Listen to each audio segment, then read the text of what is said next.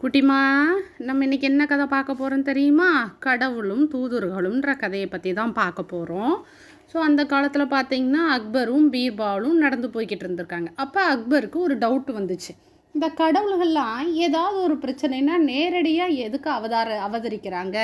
இப்போ கிருஷ்ணர், ராமர், ஜீசஸ் இந்த மாதிரி டைரெக்டாக வராமல் அவங்களுக்கு கீழே தான் அத்தனை பேர் வேலை செய்கிறாங்க இல்லையா? அவங்கள யாரையாவது அனுப்பி மக்களோட கஷ்டத்தை போக்கலாம் இல்லையா? தூதுவர்கள் அத்தனை பேர் இருக்கையில் இவங்க எதுக்கு டைரெக்டாக இறங்கி வரணும் அப்படின்னு அக்பருக்கு டவுட் வந்துச்சு. பீர்பால்கிட்ட கேட்டிருக்கார். பீர்பால் சொன்னாராம்மா, ராஜா, இது நான் உங்களுக்கு நேரடியாக சொன்னால் புரியாது, ஒரு எக்ஸாம்பிள் மூலமாக சொன்னால் தான் உங்களுக்கு புரியும், அதுக்கு தகுந்த நேரம் வரும்போது நான் உங்களுக்கு அதை சொல்கிறேன் அப்படின்னு இருக்கார்.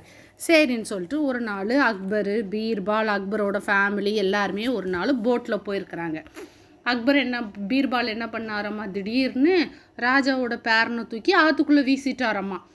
அக்பருக்கு கோவம் வந்துச்சு. டபால்னு தண்ணியில் குதிச்சு அந்த பேரனை காப்பாற்றி கொண்டு வந்து போட்டில் கொண்டு வந்து விட்டுட்டு மறுநாள் பீர்பாலை அரசவைக்கு கூப்பிட்டாராம்மா. யோ அறிவுக்கிட்ட பீர்பாலே, குழந்தைய அப்படி தூக்கி வீசி எரிஞ்சிட்டியே, உனக்கு என்ன பைத்தியமாக பிடிச்சிருந்து அப்படின்னு.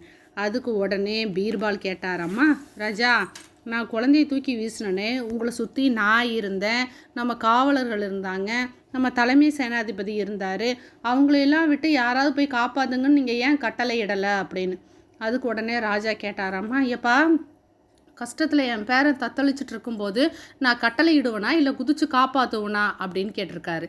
பீர்பால் சொன்னாராம்மா, கரெக்டுங்க ராஜா, அதே மாதிரி தான் தன் மக்கள் கஷ்டப்படும் போது அதை பொறுக்க முடியாமல் தானே நேராக பிரச்சனையை தீர்த்து வைக்கணும் தான் கடவுள்கள் நினைப்பாங்களே தவிர அந்த டைமில் போய் தூதுவர்களை அனுப்பி அவங்களுக்கு கட்டளையிட்டு இருக்க மாட்டாங்க.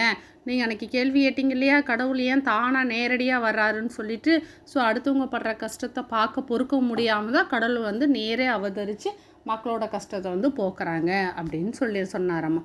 ஸோ அதை கேட்டு அவருக்கு ரொம்ப சந்தோஷமாயிடுச்சு. ஸோ குட்டீஸ், கடவுள்கிட்ட நம்ம என்ன வேணுனாலும் உடனே கிடைக்கும். அதுவும் குழந்தைங்க நீங்கள் என்ன வேண்டுனாலும் கடவுள் டக்கு நிறைவேற்றி வச்சுருவார். சரியா? கடவுளை பற்றி ஆராய்ச்சி பண்ணாமல் முழுசாக நம்ம கடவுளை நம்பணும். எந்த கடவுளாக இருந்தாலும் சரி. ஓகேவா? இங்கே கஷ்டப்படுறத பார்த்துட்டு கடவுள் சும்மா இருக்க மாட்டார். குடுக்குடுன்னு ஓடி உங்கள் கஷ்டத்தை தீர்ப்பார். ஏன்னா நீங்களாம் ரொம்ப குட்டீஸுங்க இல்லையா? ஓகே, இந்த வீடியோ உங்களுக்கு பிடிச்சிருந்துச்சுன்னா மறக்காமல் உங்கள் பேரண்ட்ஸ்கிட்ட சொல்லி சப்ஸ்கிரைப் பண்ணுங்கள், லைக் பண்ணுங்கள், மற்றவங்களுக்கு ஷேர் பண்ணுங்கள், உங்கள் ஃப்ரெண்ட்ஸ்க்கு இந்த கதையெல்லாம் சொல்லி சந்தோஷப்படுங்க. சரியா? கதை அப்படிங்கிறது நம்ம வாழ்க்கையில் கேட்டு அதை இம்ப்ளிமெண்ட் பண்ணணும். ஒருத்தவங்க சொன்ன மாதிரி ஒரு கதை ஒருத்தவங்களோட வாழ்க்கையவே மாற்றும் அப்படின்னு சொன்ன மாதிரி நம்ம கேட்குற கதையை யோசித்து அதில் என்ன நீதி இருக்குது அப்படிங்கிறத யோசித்து அதன்படி நம்ம வாழ்க்கையை மாற்றிக்கணும். சரியா குட்டீஸ்?